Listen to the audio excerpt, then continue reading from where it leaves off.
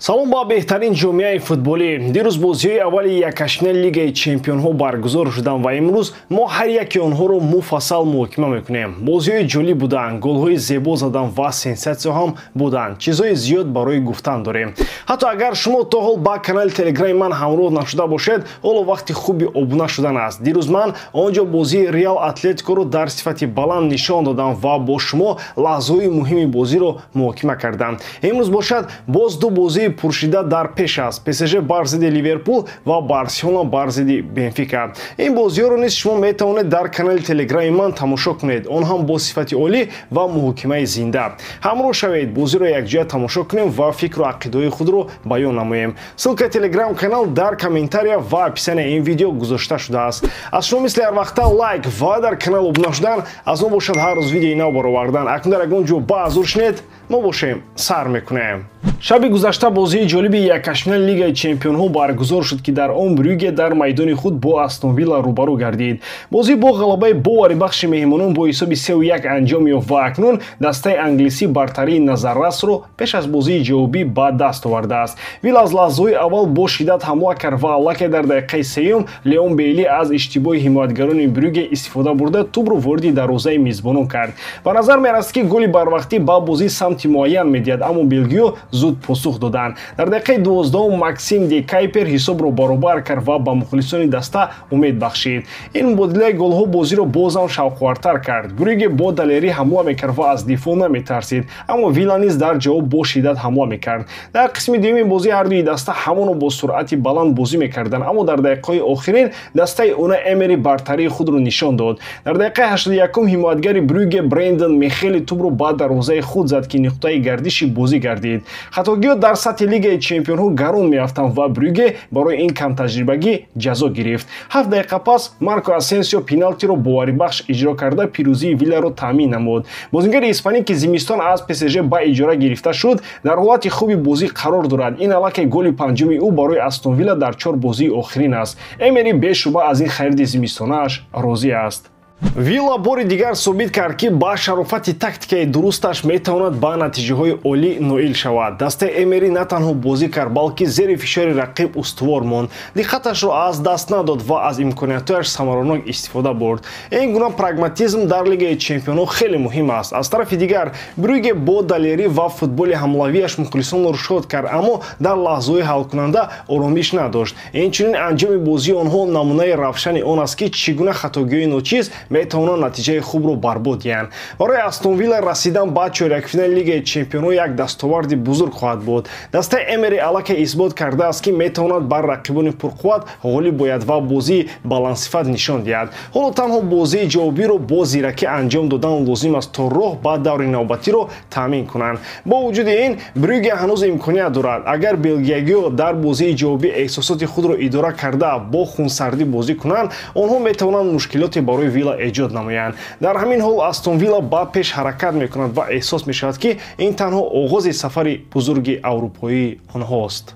бозии аввали якашнали лигаи чемпионҳо байни Боруссия Дормунд ва Лил мусовӣ 1-1 анҷом ёфт. дастаи олмонӣ дар қисми аввали бозӣ пешсаф шуд, вақте ки Карим Адиями голи зебое ба самар расонд. аммо дар қисми дуюм Хаукон Харалдсон ҳисобро баробар кард ва сарнавишти рохат ба чорякфиналро ба бозии ҷавобӣ гузошт.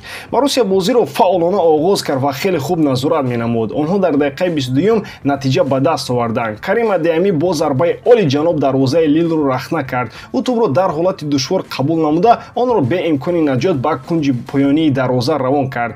дарвозабон ҳатто наҷунбид, зеро зарба хеле пурқувват ва дақиқ буд. аммо Лил ба зудӣ тавонист бозиро баробар кунад. дар қисми дуюм бозӣ дастаи фаронсавӣ бештар ҳамла мекард ва дар дақиқаи 68 Хаукон Харалдсон аз хатои ҳимоятгарони Боруссия истифода бурда голи ҷавобиро зад. Карим Адиями дар ин бозӣ яке аз беҳтаринҳо буд. ӯ бо суръат ва техникаи худ мудофиаи Лилро пайваста ба мушкилот дучор мекард. голи зебои ӯ ва ҳаракатҳои хатарнокаш нишон доданд ки чаро клубҳои бузурги аврупоӣ мехоҳанд ӯро ба дастаи худ ҷалб кунанд. дар қисми аввал Боруссия пурқувваттар менамуд, аммо баъд аз танаффус бозии онҳо суст шуд. Лил назорати бозиро гирифт ва бо саброна ҳамла мекард. дар натиҷа онҳо тавонистанд ҳисобро баробар кунанд. ғайр аз ин ҳимоятгари Боруссия Даниел Свенсон аз сабаби ҷароҳат ки пас аз бархурд бо Анхел Гомеш гирифт, натавонист бозиро идома диҳад. Ҳоло маълум нест ки ӯ барои бозии ҷавобӣ омода мешавад ё ин ки не.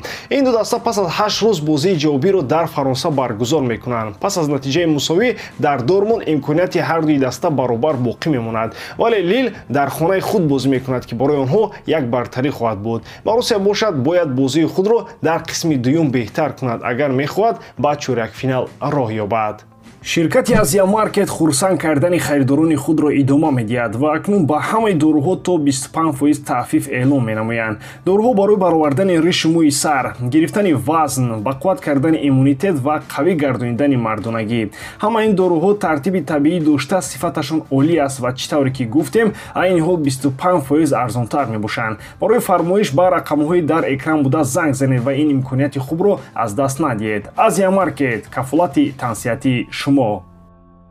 Арсенал дар эйдхови намоиши бениҳоят пурқувват нишон дод ва бо ҳисоби 7-1 ПСВ-ро шикаст дод. Ин пирӯзӣ на танҳо роҳро ба чоракфинали Лигаи Чемпионҳо барои дастаи лондонӣ мекушояд, балки таърихӣ низ мебошад. Арсенал аввалин дастаест ки дар бозии плей-оффи Лигаи Чемпионҳо дар сафар 7 гол задааст. Инчунин ин ғалабаи панҷуми пайдарпай Арсенал дар Лигаи Чемпионҳост ки 4-таи он бо ҳисоби калон ба даст омадааст. Бори охир даста чунин натиҷаро дар мавсими 2005-6 нишон дода буд, вақте ки то финал расид, вале дар онҷо ба Барселона бохт. Бозии аввал баробар оғоз шуд, аммо Арсенал зуд бартариро гирифт. Дар дақиқаи 18 Юриан Тимбер ҳисобро кушод. Пас аз 3 дақиқа Итан Нванери голи дуюмро зад ва баъди 10 дақиқаи дигар Микел Мерино ҳисоби бозиро 3-0 кард.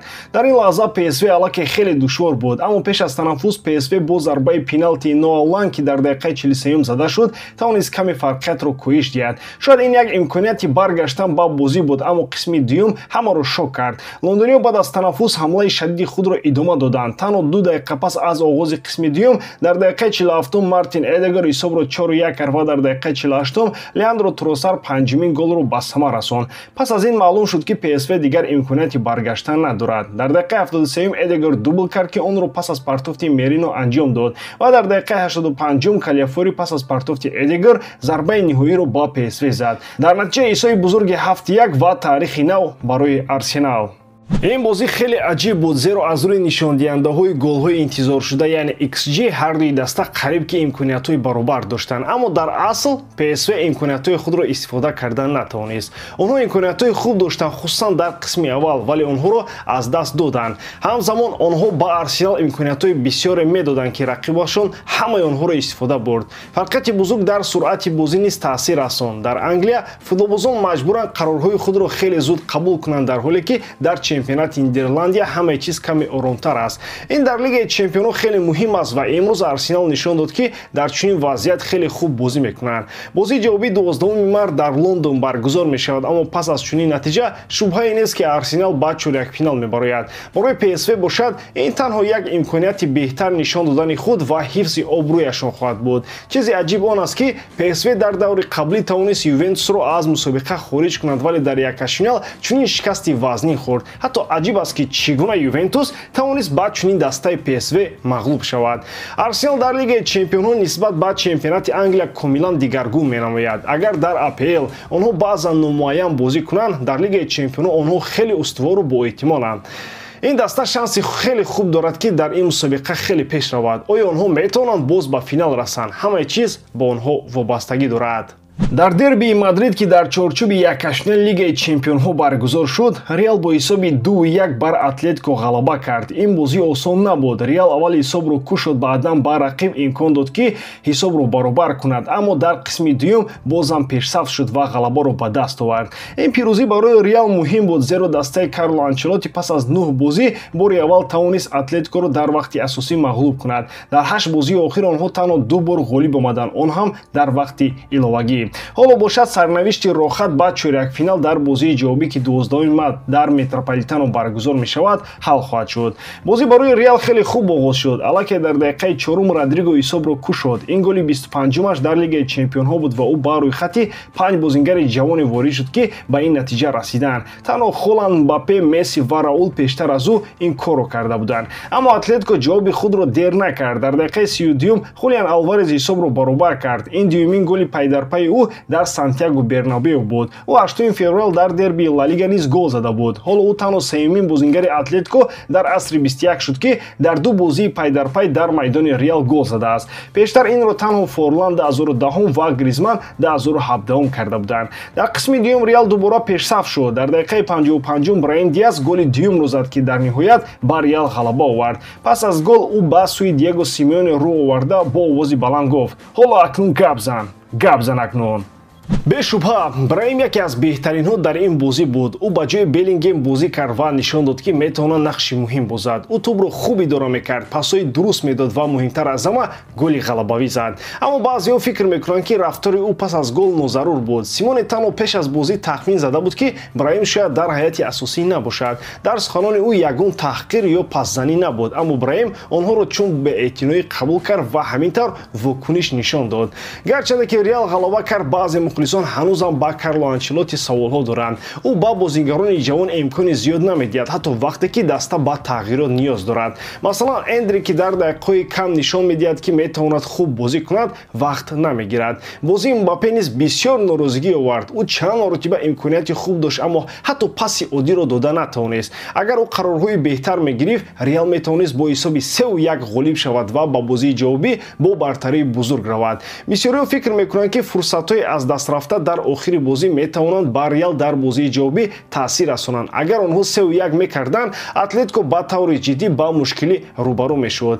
Ин ғалаба барои Реал аллакай шашумин ғалабаи пайдарпай дар Лигаи Чемпионҳо буд. Бори охир онҳо 27 ноябр ба Ливерпул 0-2 бохта буданд. Бозии ҷавобӣ 12 март дар Метрополитано баргузор мешавад. Атлетико дар майдони худ хеле хатарнок аст ва Реал бояд дар ин бозӣ хеле бодиққат бошад, агар мехоҳад ба чорякфинал барояд. Оё Реал метавонад дубора ғалаба кунад ё Атлетико? Ҷавоб хоҳад дод. Инро пас аз як ҳафта хоҳем дид. ба ҳамин тамом боридарам, ки эҷодкории ман ба шумо писанд меояд. Лайк, комментария ва дар канал обуна шуданро аз ёд набароред. Бо шумо мисли ҳар вақта Муҳаммад Гайров. Хай бародарон, дар паноҳи Аллоҳ.